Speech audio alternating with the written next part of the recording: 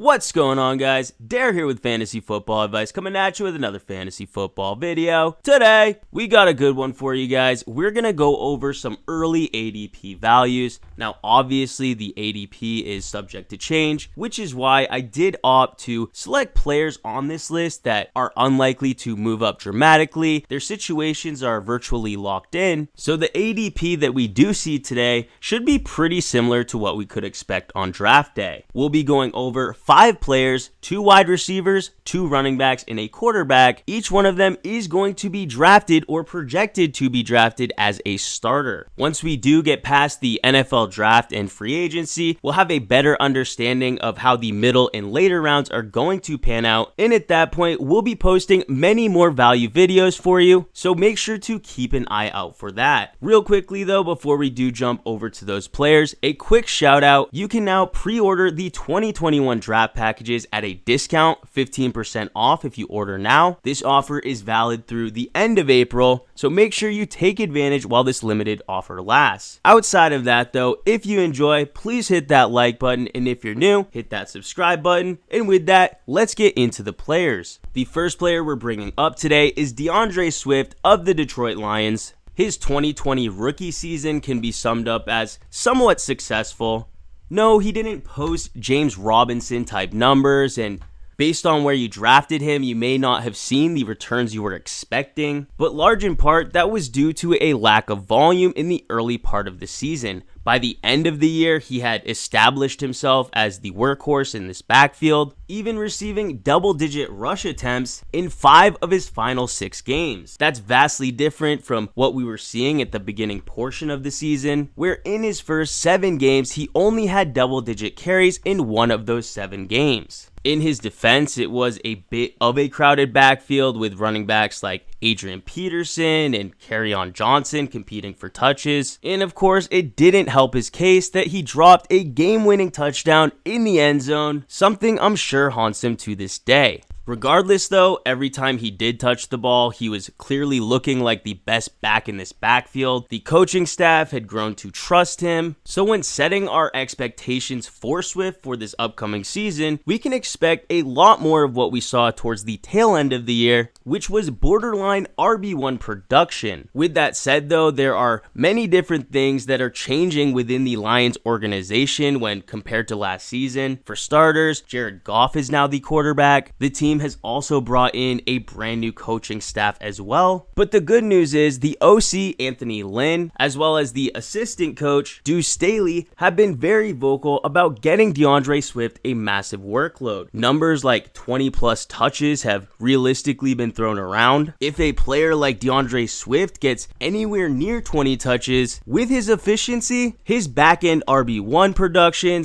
/ high-end RB2 production we saw towards the tail end of last season could easily be bumped up to mid-grade RB1 numbers, with upside depending on how well this offense operates. Speaking of the offense, now there is a downgrade from Matthew Stafford to Jared Goff, of course, and with the likeliness of Kenny Golladay not being on the roster for this upcoming year, scoring opportunities may be limited, but any lack of receiving weapons is only going to benefit DeAndre Swift. This was a player, of course, who had 4+ targets in 11 of 13 games, a number that could certainly go up if the team is lacking weapons in that area. And with the Detroit Lions allowing the most yards in the league last season, DeAndre Swift's 3rd and 4th quarter production in the receiving game may be higher than we had ever seen it in 2020. Now, typically, we do like to target running backs that are on offenses with strong defenses where you can rely on a lead to get rush attempts in the later game. But with a player like DeAndre Swift, who does a lot of his heavy lifting in the receiving game, and with most leagues being some sort of half PPR or full PPR, I could easily see Swift outproducing his current ADP, which as it stands today is the RB16 off the board. Sticking with running back, we're moving to the next player,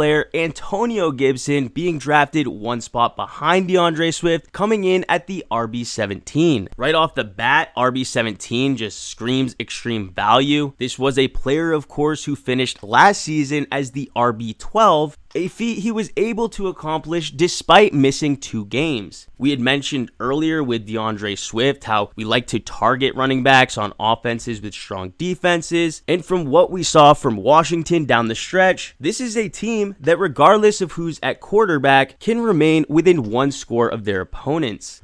Now, of course, I did mention, regardless of who's at quarterback, no, it wasn't pretty last year, and there are certainly many questions on who's going to be the starter this year, but I think we all can agree that, for the most part, it can't get much worse than what we saw from that position for most of the season. Any improvements at the quarterback position and possibly an added weapon in the receiving game to go alongside Terry McLaurin could really go a long way and boost this offense. But remember, Antonio Gibson was solid even with poor quarterback play. He's versatile, he's a solid pass catcher. I understand J.D. McKissic is taking away some targets, but Gibson himself in 14 games had 44 targets, was able to catch 36 of them, a role I could definitely see expanding. And he's a big play machine. He has a knack for the end zone, scoring a touchdown in 8 of his final 11 games. One of those games was week 17, in which he only played on 26% of snaps. Outside of week 17, through that same span, he was able to score double-digit fantasy points in all games but one. You don't need me to tell you that type of consistency can really go a long way for a player expected to fill your RB2 role. One thing we should be monitoring, though, is to see which running back they either draft or bring in. I do expect them to bring somebody in, and while no, I don't believe it's going to be a threat for him to lose his job. Like I said, he's been very efficient, but of course we do want our running backs getting as many touches as possible, and with J.D. McKissic carving out a role himself, I just wouldn't want to see Antonio Gibson lose any more field time. Alright guys, we're hopping over to wide receiver, and the first player I'm going to start with is none other than CeeDee Lamb of the Dallas Cowboys. Currently, CeeDee Lamb has an ADP of the wide receiver 24, and I get it. Right off the bat, you hear wide receiver 24, and you're probably asking, how can there be value in that pick? Well, we definitely have CeeDee Lamb ranked higher than that. I also see him as a potential player that could fall because time and time again, we see people on draft day opt to avoid wide receivers who aren't the clear top target in their offense, a role that has previously gone to Amari Cooper, a role the Dallas Cowboys have invested heavily into him, and like I said, for that reason, I could see him potentially slipping. We've seen the same thing a few years back with Juju and Antonio Brown. Juju projected to come off the board in the top 20 picks, many people hesitant to draft him there, but of course, we all know the result. Both AB and Juju performed as wide receiver ones for the entire season. Now, these types of situations are more the exception than the rule. If CeeDee Lamb wasn't such an athletic monster, a very talented wide receiver, I likely wouldn't be as high on him either, but what we saw from him in his rookie season, while overshadowed by Justin Jefferson, was nothing short of spectacular. One thing we cannot forget is exactly how poor the quarterback play had been throughout the season for the Cowboys. The entire offense as a whole really struggled, but despite that fact, CeeDee Lamb seemed to thrive. Through 16 games, Lamb compiled 111 targets, converted that into 74 receptions, 935 receiving yards to go along with 5 receiving touchdowns. Those numbers, those were good for a top 20 finish in standard scoring leagues, ranking as the wide receiver 22 in PPR leagues, which goes to show you exactly how much upside he could have with 1 year of NFL experience under his belt. Also, the potential return of Dak Prescott, who we can't forget was an offensive monster before going down with injury. Now, to be clear, I'm not expecting Dak to return to the exact form he was in prior to that injury, but I think we all can agree that the quarterback play from a recovering Dak will still be leaps and bounds better than what they had in 2020. Alright guys, we're moving over to the second and final wide receiver we have in today's value video. That's also a second year wide receiver, T. Higgins of the Cincinnati Bengals. Bengals. Once again, I think we have a case of another rookie wide receiver from last season getting a bit overshadowed by the stud Justin Jefferson, because it blows my mind right now that some people will be able to draft a player like T. Higgins outside of the top 30. Anyone able to draft T. Higgins at that point is getting an incredible value. In 2020, he finished as the wide receiver 28, and while yes, he did appear in all 16 games, in week 1, he only played on 21% of snaps. Let us recall the AJ Green experiment that took place towards the early part of the season. Then fast forward to the final week, week 17, in which he did injure his hamstring in the first quarter, which resulted in him appearing in 16 games, but really only having production in 14. Now, had he actually played in all 16 games, he would have easily been able to surpass that elusive 1,000-yard receiving mark, a feat he was just shy of by 92 yards, a feat he would have easily smashed with his per game average of 75 receiving yards. Now, one thing to also keep in mind is that he played 1/4 of the season without Joe Burrow, which to me definitely highlights exactly how skilled he is, because his second best fantasy performance on the season came in a game in which Burrow was unavailable. With AJ Green set to leave town, Cincinnati likely once again going to compete for league leader in pass attempts, T. Higgins not only seems like one of the safest wide receivers in this range, but one that comes with a surprising amount of upside. Admittedly, in years past, the third-year wide receiver breakout notion was reigning true, but now more than ever, we're seeing these young receivers break out earlier, and with him having Joe Burrow throwing him the ball, his 2021 season is definitely set for success.